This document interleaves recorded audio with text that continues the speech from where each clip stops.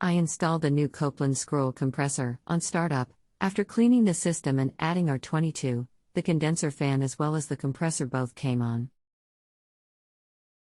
The compressor was running but not pumping. The low and high side stayed on the same pressure. Checking the low and high side valve, which were on. Could there be blockage at the piston-controlled evap coil? I've replaced several compressors over the years and have never had this happen. The valves are bad on your new compressor.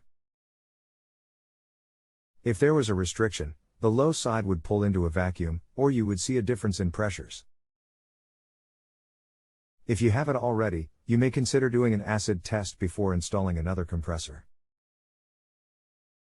Thank you for your question. I have a question. Is this condenser unit a heat pump?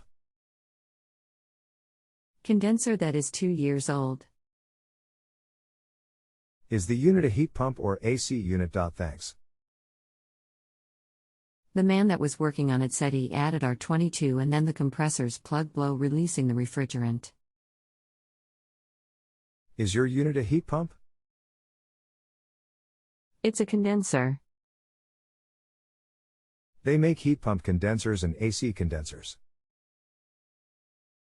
AC condenser. If you replaced the compressor, charged it up. Started the unit, with both compressor and fan running. The pressures stay at ambient pressures, both high and low.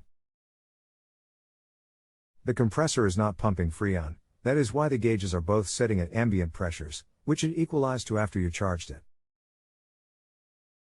The valves are broken on this new compressor.